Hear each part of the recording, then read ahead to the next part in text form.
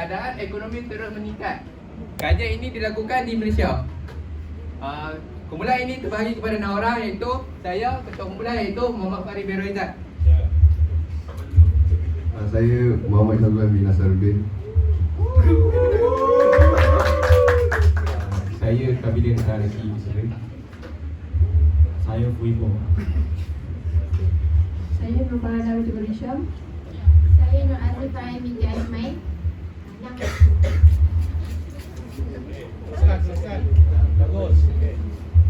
Selamat pagi semua.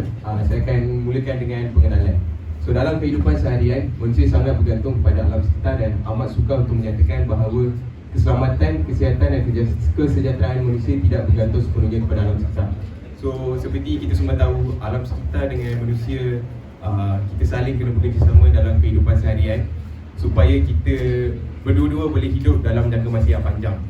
Contohnya, alam sekitar memberikan kita oksigen untuk terus hidup dan kita pula akan memberikan karbon dioksida untuk dia untuk terus hidup juga. So, ini adalah antara contoh macam mana alam sekitar dan manusia kena saling bergantung antara satu sama lain. Dan bukan itu saja, alam sekitar yang mampu menawarkan pelbagai perkhidmatan kepada manusia, termasuklah suasana yang menjamin kesejahteraan kesihatan. Sebahagian besar daripada gangguan keselamatan dan kesihatan tersebut berpunca daripada keadaan alam sekitar yang mengalami perubahan.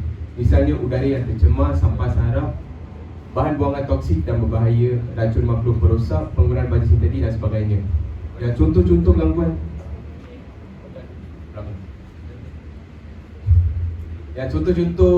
gangguan keselamatan dan kesihatan yang punca daripada keadaan alam sekitar ini, siapa yang buat adalah kita sebagai manusia. Kita yang kita menikmati apa yang alam sekitar bagi, tetapi dalam proses berlawanan pula kita yang memberikan dia perubahan-perubahan yang mampu merosakkan alam sekitar dalam jangka masa yang panjang. Next. Latar belakang. Peningkatan ekonomi yang mendadak seperti pembangunan yang pesat menyebabkan persekitaran alam sekitar terjejas. Pembinaan rumah dan bangunan menyebabkan jumlah pokok yang banyak ditebang. Seperti kita semua tahu, pada masa sekarang banyak construction dan usul proses-proses pembinaan rumah atau bangunan baru dilakukan. Dan ini menyebabkan banyak jumlah pokok ditebang. Dan apabila pokok ditebang, kita tidak akan mempunyai kawasan tadan air hujan untuk kita simpan air hujan tersebut, dan ini menyebabkan ia mengalir ke bawah dan proses keburukan dia adalah banjir kilat berlaku. Dan ini secara tidak langsung memberikan ancaman kepada manusia dan juga alam sekitar. Yang kedua adalah peningkatan ekonomi akan mengancam keindahan alam sekitar. Hal ini kerana negara Malaysia merupakan antara negara yang pesat maju pada masa sekarang, dan proses import dan ekspor juga adalah antara salah satu sumber yang menyumbang kepada ekonomi pada masa ini.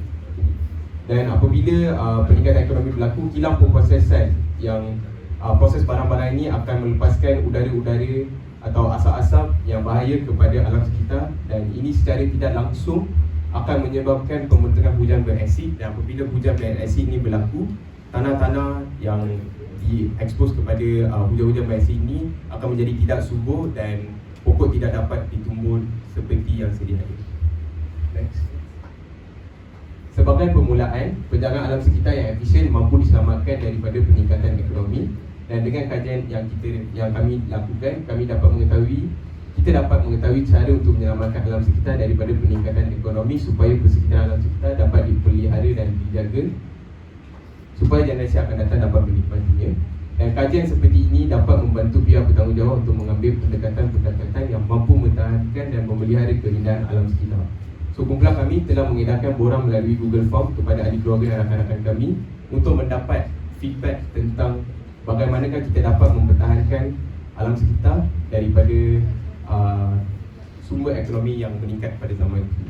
Itu sahaja daripada saya. Sekian, terima kasih.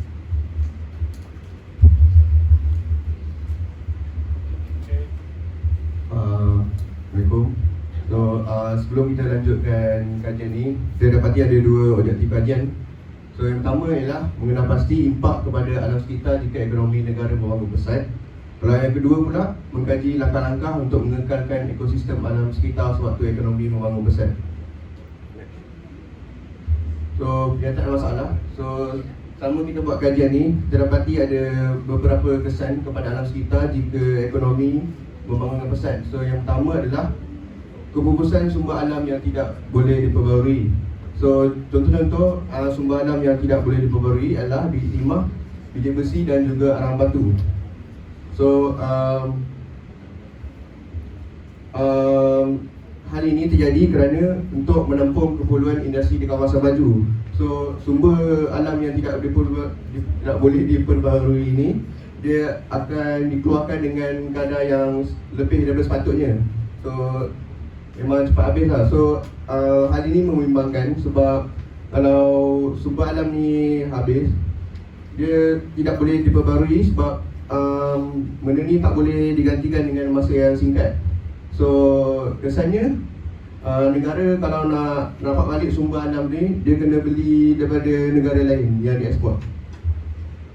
So yang kedua kesannya adalah pencemaran kepada sumber air. Contohnya pihak-pihak tidak bertanggungjawab, contohnya kilang-kilang industri, dia membuang sisa toksik yang tidak dirawat ke dalam sungai.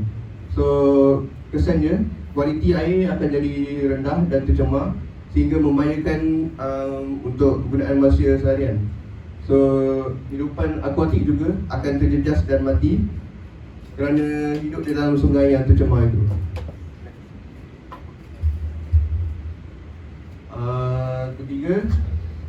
Ketiga dan terakhir, sumber udara di negara kita juga tercemar. Okay, ini sebab pengembangan ekonomi kita sebagainya bergantung kepada industri-industri yang mengeluarkan produk tempatan ataupun menghasilkan produk yang untuk dieksport ke luar negara. So walaupun benda ni bagus, tapi ada setengah kilang tu dia ada pelepasan asap yang berbahaya ke atmosfera. Contohnya nitrogen, karbon dioksida, sulfur dioksida. So bila kualiti udara terjejas, kesihatan manusia juga akan terjejas. Contohnya manusia akan terbatuk-batuk hingga dada berasa gatal. Contohnya. Terima kasih. Assalamualaikum.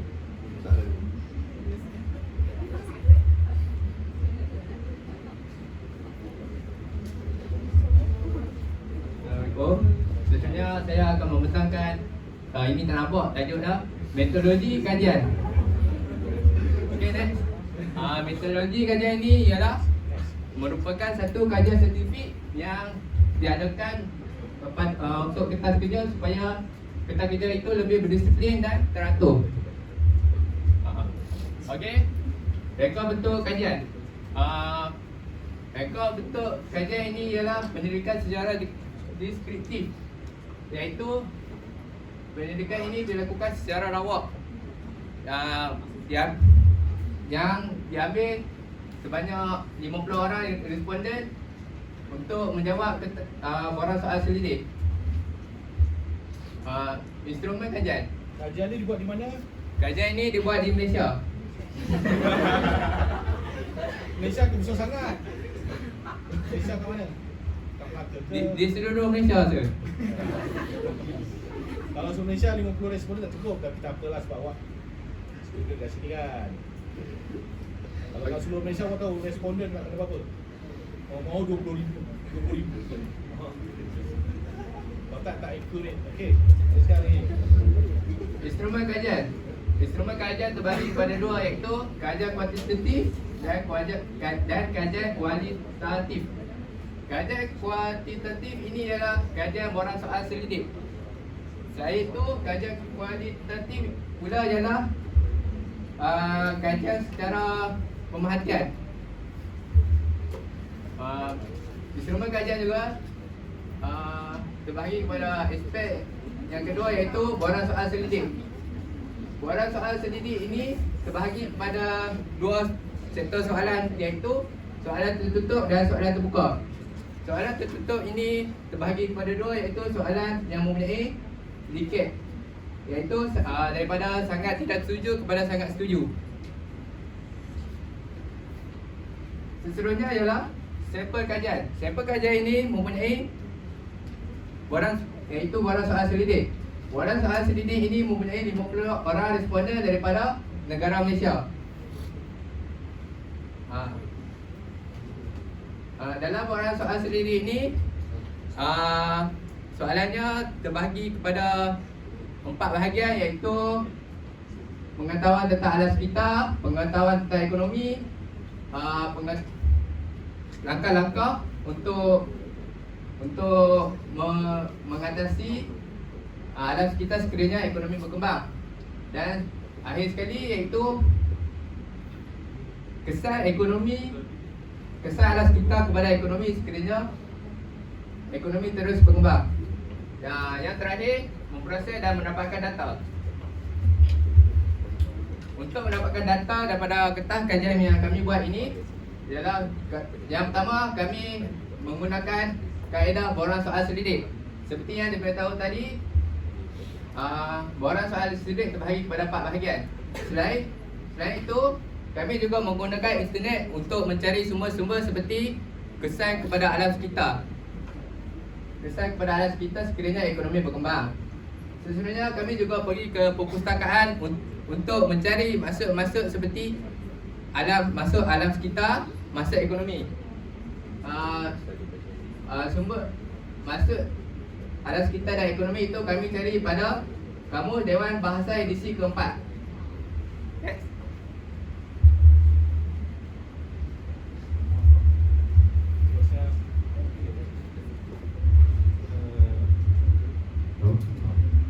Satu kajian yang dilakukan ialah mengenai konteks alam sekitar yang melibatkan ekonomi dengan alam sekitar.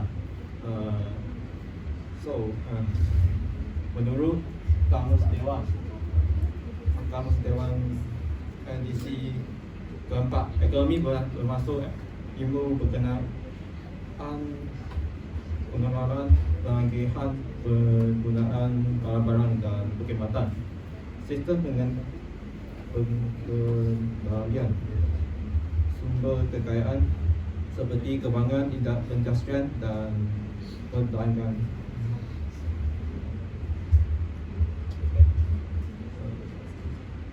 Bantu dia.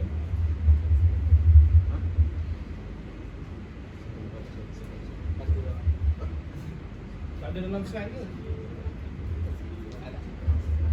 Itu definisi. Definisi yang Awak letak apa? alam sekitar dan ekonomi masuk. Teruskan. Sesebuah negara, keadaan kekayaan atau kebenaran, urusan mengenai hal seperti perbelanjaan, penggunaan barang-barang dalam rumah tangga.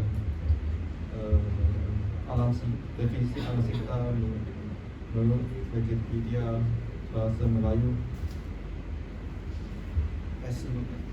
Wikipedia bebas merupakan segala benda hidup dan bukan hidup yang wujud secara menjadi di permukaan bumi atau sebahagian daripadanya.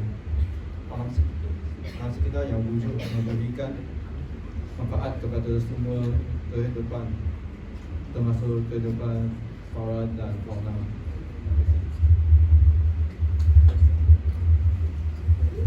Terusnya dapatkan. Untuk dapatan kajian dulu.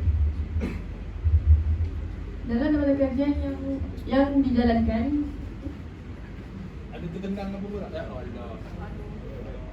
Putus. Jangan sensitif.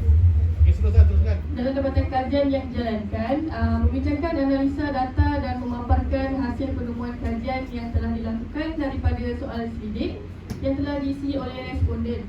Data yang telah dimasukkan diproses bagi mendapatkan statistik seperti nilai pelatusan. Ini adalah carta-carta yang dapat dari 50 responden. Yang pertama, sebanyak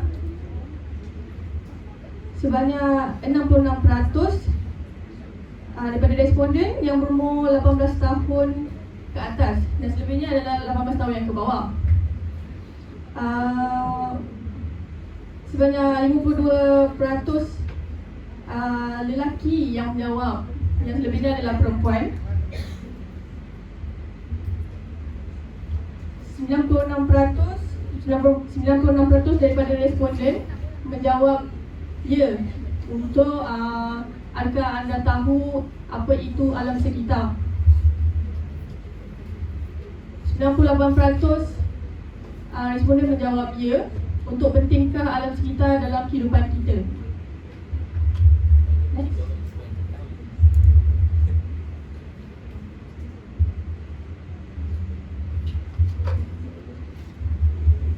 Masyarakat pada zaman sekarang lebih gemar bermain gadget di dalam rumah berbanding berada di luar rumah untuk menikmati alam sekitar. 40% daripada responden mengatakan sangat-sangat setuju.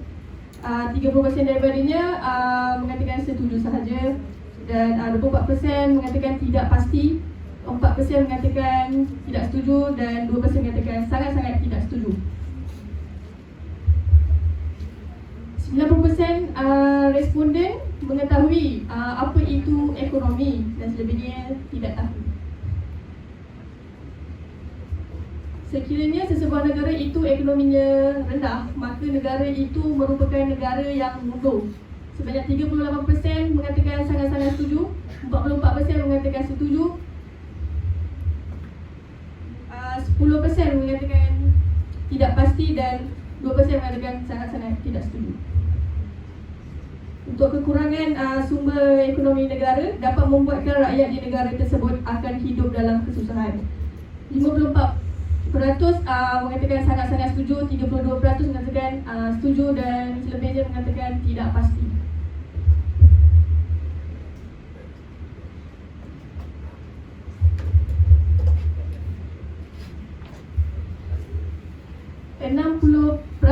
mengatakan tidak pada adakah alam sekitar dapat dikekalkan sekiranya ekonomi negara semakin bertambah. 94% mengatakan ya untuk perkembangan ekonomi memberikan kesan kepada alam sekitar. Adakah alam sekitar lebih penting ataupun ekonomi negara lebih penting? Sebanyak 58.8 menjawabkan kedua-duanya, iaitu alam sekitar dan ekonomi. Untuk 11.8% mengatakan ekonomi sahaja, dan 29.4% mengatakan alam sekitar sahaja. Wajarkah sumber alam sekitar digunakan untuk membantu negara untuk berkembang? 34% mengatakan sangat-sangat setuju, 18% mengatakan setuju, 42% mengatakan tidak pasti, dan selebihnya mengatakan tidak setuju.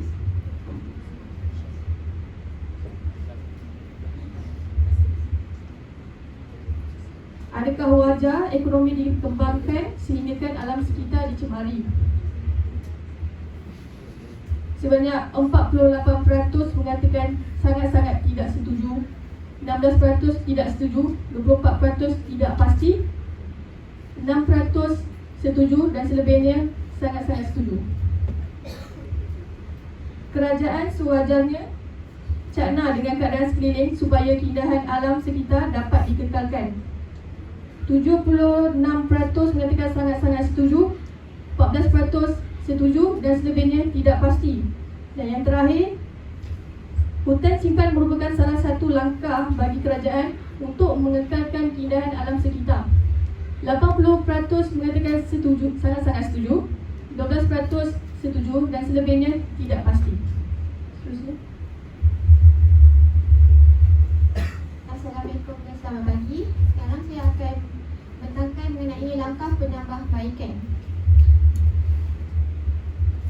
Langkah yang pertama, penguatkuasa undang-undang harus diperkasa, seperti memberi denda kepada individu yang tiada lesen membangunkan pembangunan. Untuk langkah ini, kerajaanlah yang perlu menitik beratkan undang-undang ini supaya perlu diperkasakan. Untuk langkah yang kedua pula, penayangan video memaparkan akibat daripada pembangunan dan kemusnahan alam sekitar boleh menambah kefahaman mengenai pembangunan lestari. Untuk langkah yang kedua ini, seperti pihak sekolah boleh membuat kempen dan menayang video kepada murid-murid agar membuat video agar meningkatkan kesedaran. Langkah yang ketiga pula, menggunakan teknologi mesra alam dalam sektor perindustrian. Untuk langkah ini, seperti kilang, dia perlu menggunakan penapisan udara. Seperti kilang tersebut memasang cerobong asap. Dengan ini alam kita akan terjagalah sebab ada cerobong asap tersebut. Untuk langkah yang keempat, pendedahan di media massa memberi maklumat tentang isu-isu alam sekitar ketika ekonomi terus meningkat. Okey, macam kita semua ada gadget, so kita akan tahulah media massa sekarang. Setiap individu akan berasa terkesan jika mendengar berita buruk seperti tanah runtuh dan sebagainya. So mereka akan sedarlah. Okey, next. Kesimpulan, alam sekitar amat perlu dipertahankan. Setiap pihak perlu memainkan peranan untuk memastikan langkah di atas dapat diperhatikan dan kesedaran disebarkan tanpa sebarang pengasyarian. Dengan kesedaran sivik dan pendidikan yang dilaksanakan di peringkat sekolah, kita mampu melahirkan anggota masyarakat yang bertanggungjawab dan menyemai semangat cinta akan alam sekitar yang kita miliki daripada musnah. So, kesimpulannya, saya ringkaskan, kita perlulah menitik beratkan alam sekitar tersebut dengan langkah-langkah yang saya terangkan tadi, walaupun ekonomi kita maju ke hadapan. Seterusnya, saya akan Assalamualaikum warahmatullahi wabarakatuh. Sejujurnya saya di sini akan menceritakan tentang rujukan. Rujukan tak payah, dah selesai lah tu. Dah selesai. Okey, selesai. Ada nak tanya tak? Tak ada tanya Okey, saya nak tanya pula lah kalau ada. Okey, dalam kajian ini mengatakan sejauh mana alam sekitar dapat dipertahankan dalam keadaan ekonomi merudum. So dalam kajian awak ni, Kami tukar je. Ekonomi meningkat je. nak tukar Okey, dalam ekonomi meningkat, adakah benar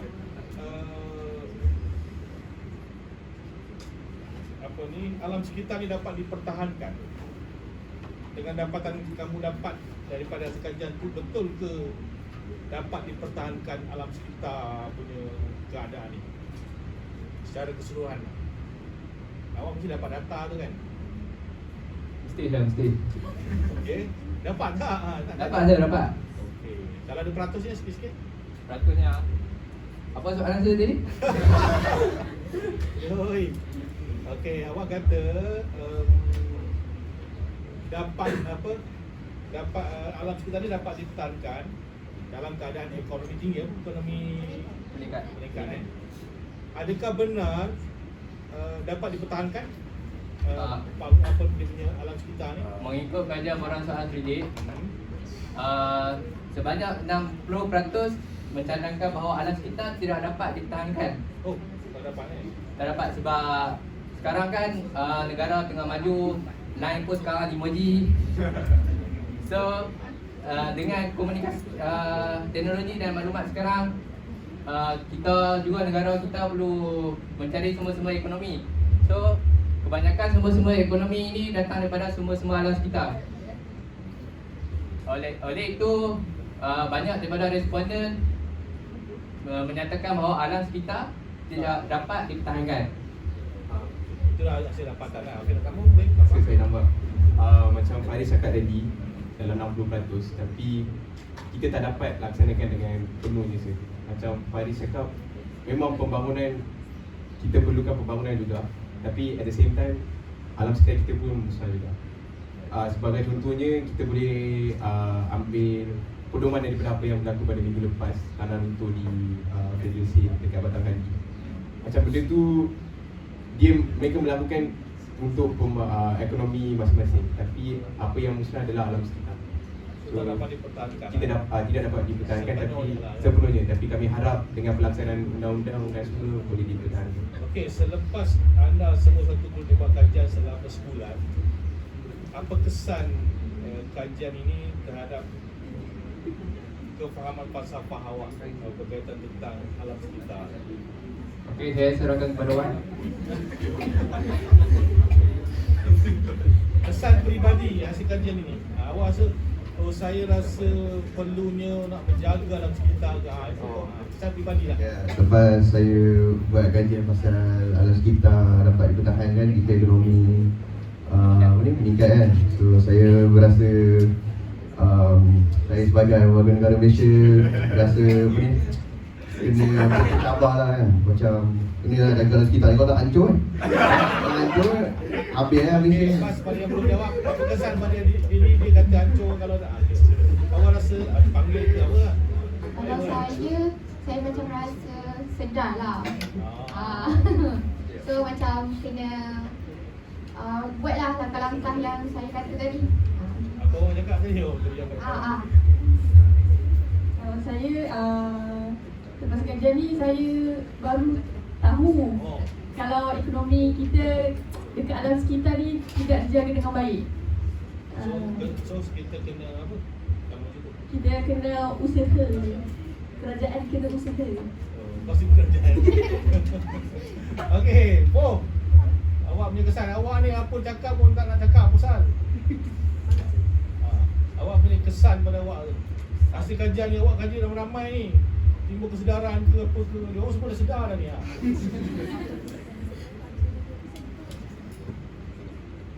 Itu kesannya daripada falsafah tu. Banyak kesan kan? Alam sekitar ni awak kena jaga alam sekitar ni. Itu kesan juga. Saya kena apa? Bantu bisik kat telinga dia. Dia stres tu. Bantu dia. Sudah dibantu. Bantu. Bisik kan dia bisik. Bagi saya Okey, bagus. kita perlulah start lah. Terus start. Kena start menjaga lah. Baru nak start tapi dah okey lah. Walaupun ekonomi Yang penting kesedaran lah. Enggak lah. Tercampur. Terus jaga lah. Okey, jaga. Okey, terima kasih grup ni. Terima kasih. Grup kedua. Awak nak pakai komputer laptop ni ke tak? Tak. Okey, dah ada dah bersedia. Okey. Silakan. Terima kasih grup yang pertama. Mengetor dia duduk depan kan.